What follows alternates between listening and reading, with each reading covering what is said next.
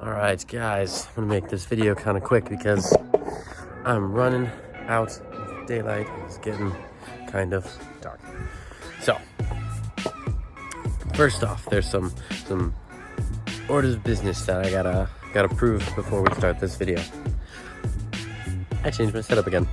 I put my savants with the purple orangutan nipple bushings in there, along with the new purple 83A orangutan skips. That's kind of like my favorite setup. The bushings for the savants. The savants are just so stable of a truck. I can kind of put any of the bushings that I want in there. I like the orangutan bushings, so I put either one of them. But I really just went to match the color on those ones. So, second order of business is almost there.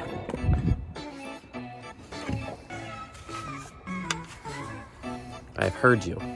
I am now officially saved. Boom, there we go. All right, let's get to this video. All right, so first up, this video is to teach you how to ollie the most consistently on a longboard. It is not to teach you how to ollie the highest or the fastest. It is the most consistency.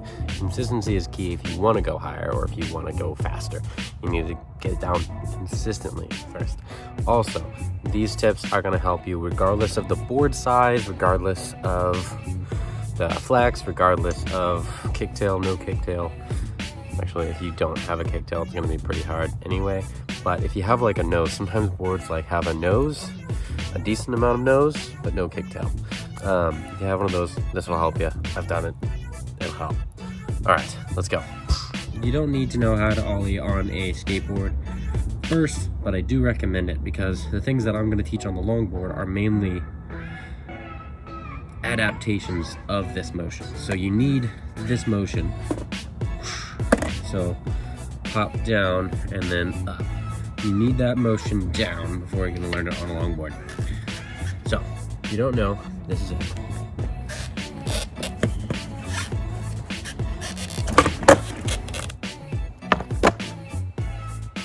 Let's push this down. There you go. Shoulders over the kicktail. Again, center of the foot, kicktail. Other foot right about here. Not too far this way, not too far this way. If you push it too far in either of those ways, you're gonna land on the board and you're gonna land on the board in that same direction and you're probably gonna tip the board or just end up stepping off. So you're gonna need to stomp down. When you're gonna stomp down, all of your weight should be on this side. Once the board makes contact with the ground, then you're going to push your top of your body, not necessarily your feet, you're going to push the top of your body this direction, and that'll give you the leverage that you need to get it back down without having to stomp on your feet. That's kind of it. Let me just give you a couple more examples.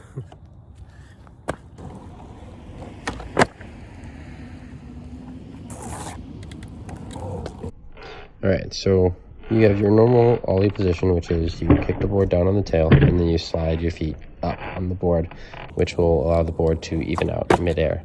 Because the board is a little bit bigger, I like to put a little more emphasis on my shoulder position.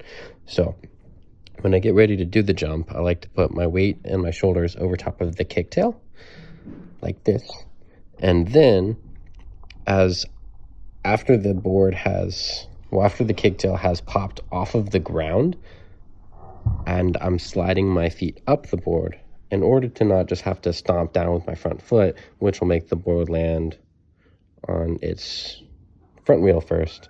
I like to just push my shoulders forward, which gets my body weight back over the top of the board. I don't think I emphasized this enough. All right, so when I have my foot on the board, I know it's in the middle, but I have it kind of slightly cocked this way. This helps me make sure my toe is gliding up the center of the board rather than like this. When you go like this, when you land, you just feel like you're gonna turn. So turn the foot kind of cocked this way, and then back foot right about there. I like to make sure I'm really on the palm of my foot, kind of on like the center of the palm of your foot. So I'm really leveraging more on the palm of the foot that is on the big toe side. So yeah, that's kind of it.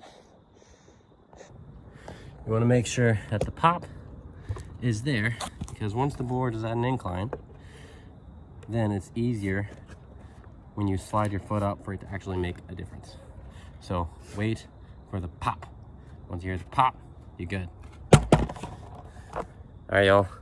It's dark. I ran out of light. So as always, like, comment, subscribe. I try to put videos up at least once a week, but with school and work, it's getting a little hard. So I'm going to be doing a little bit more tutorials. So, good luck. Bye.